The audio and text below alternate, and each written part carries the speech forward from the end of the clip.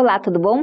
Hoje nós vamos falar sobre como ingressar numa faculdade ou num mestrado ou num doutorado gratuito em uma instituição, tá?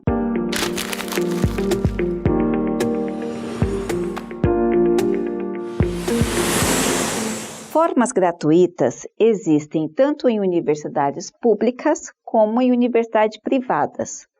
Como assim?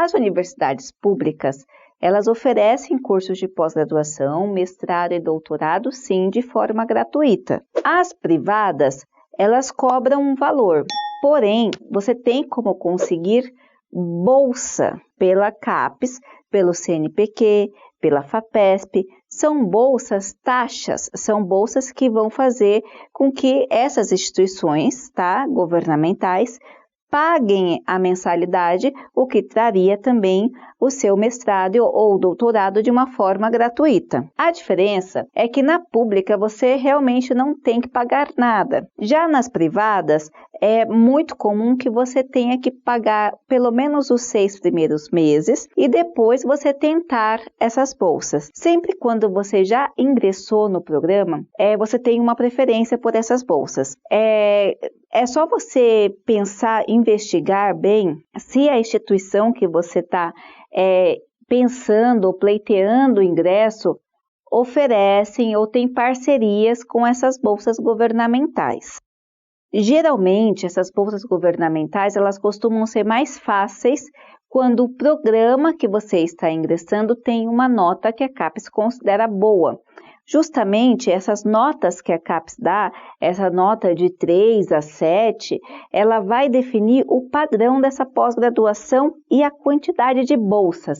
Então, se você entra num programa com uma nota boa, significa que esse programa tem mais bolsas e é mais provável que você consiga essa bolsa taxa para não estar pagando essa mensalidade. Vamos falar agora sobre ingresso desses programas de pós-graduação. Os programas de pós-graduação, eles têm que obedecer uma sequência que a própria CAPES fala. Quais são essa sequência? Ela tem que fazer um edital. Esse edital ele vai ser registrado na CAPES, vai dizer quantas vagas tem, quais as linhas de pesquisa, quem são os professores, orientadores, o que você deve ter no projeto, enfim, tanto instituições públicas quanto instituições privadas têm esses editais. E aí você tem as provas que você vai fazer seguindo os critérios desses editais, ok? Essas provas são geralmente de idiomas, que são as provas de proficiência, as provas de conhecimento geral, que é do curso, e algumas provas de conhecimento que englobam as literaturas colocadas. No entanto, mesmo com todos esses critérios, por mais que eles pareçam à mostra os mesmos, existem algumas peculiaridades. Eu tenho percebido, no decorrer aí da minha vida acadêmica, falando com muitas pessoas, participando de bastante congressos, de bastantes grupos de pesquisas, que para você ingressar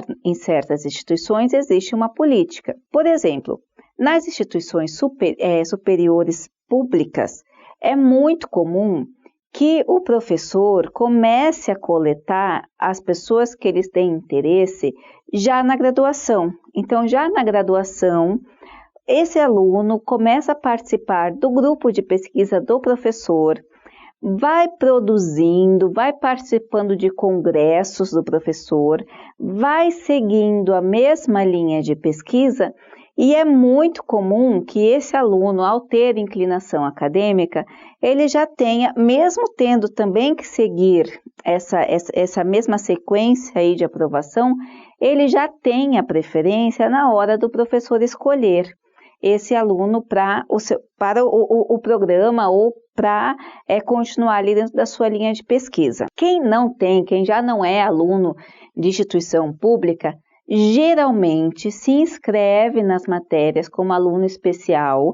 Existe também um edital como aluno especial, ou seja, sem estar frequentando o curso de forma regular. E aí faz 1 ou 2 semestres como ouvinte, escolhe o professor, conversa com o professor, vê se pode participar da disciplina, manda um e-mail, vê se pode participar do grupo de pesquisa. esse professor vai recepcioná-lo, sim ou não, se não você escolhe outro professor e você vai passar esse período conhecendo, se colocando à disposição, pesquisando, participando, antes de tentar participar da prova de ingresso. Quem chega numa instituição pública e já tenta, sem conhecer ninguém, fazer esse trâmite normalmente, é muito difícil, a não ser que tenha outras variáveis, mas é muito difícil que consiga de primeira, porque existe a oferta e a demanda, e a oferta geralmente já abraça toda a demanda dos alunos que já estão lá. Por isso que é mais fácil que você faça um meio de campo, que você já entenda o professor, já participe, já tenha produzido, o professor já te conheça, veja as discussões para você tentar esse caminho normal. Tem isso nas instituições privadas? Tem, principalmente para o doutorado. No entanto, o mestrado é muito mais acessível nesse sentido de você não precisar entrar como aluno especial, porque geralmente, mesmo as pessoas que são da casa, embora tenham o interesse de participar, existe a oferta e a demanda. Então, a oferta acaba sendo maior que a demanda. Por quê? Agora vamos pensar numa lógica. As instituições públicas, elas geralmente, na sua graduação, a gente tem visto que elas são muito mais voltadas a pesquisas. Então, a pessoa já entra naquele ambiente de pesquisa, quando ela está cursando uma instituição pública, e ela já se inclina à pesquisa. É uma característica que a gente tem no Brasil. As instituições particulares, privadas, elas são direcionadas ao mercado. Então, o aluno que ele faz uma universidade privada, com característica de mercado, que é a grande maioria, ele sai da faculdade, ele não quer voltar a pesquisar, ele quer ganhar dinheiro, ele quer ir para o trabalho, ele quer ir para negócio, ele quer para o campo de trabalho, ele quer ir para a atuação prática da profissão. Então, essas características, que já não estou falando nada demais, é uma característica realmente das instituições, acabam proporcionando para as instituições privadas uma maior oferta do que a demanda desse pessoal que sai de graduação. É claro que nas instituições privadas também existe o pessoal de graduação que é inclinado à pesquisa, mas com muito menor assim, avidez para a pesquisa para ir direto para o mestrado do que nas instituições públicas.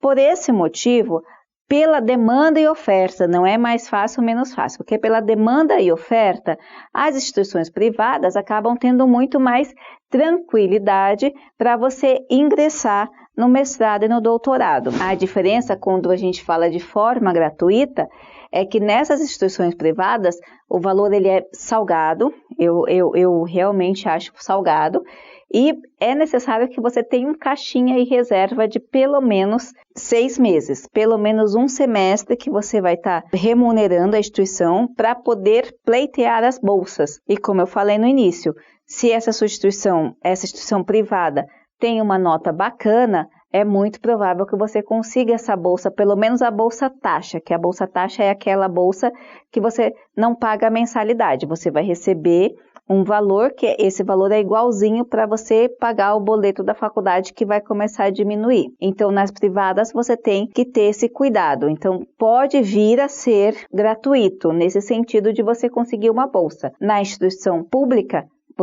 muito provável que você tenha que fazer esses passinhos aí para você conseguir ingressar de uma maneira saudável. Então, lembre-se, não é nada demais, é uma questão só de predisposição das instituições, mas é muito importante para você não ficar até frustrado, porque às vezes você pode entrar direto numa instituição pública sem entender esses meandros e essa oferta e demanda, né? Lembre-se que pelo fato da instituição pública ter essa característica mais de pesquisador, é bem provável que esse monte de graduando já queira ir direto para o mestrado. Então, tem a questão da oferta e demanda. Isso vai fazer com que você possa se sentir frustrado caso você não tenha sido aprovado nas primeiras etapas, mas não é uma questão sua, é uma questão de oferta e demanda realmente.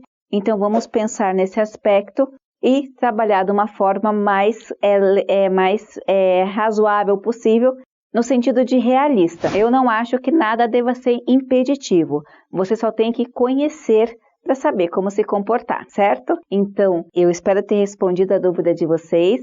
Lembre-se, sempre estamos à disposição. Só deixar um recadinho aqui pra gente. Um grande abraço e até a próxima!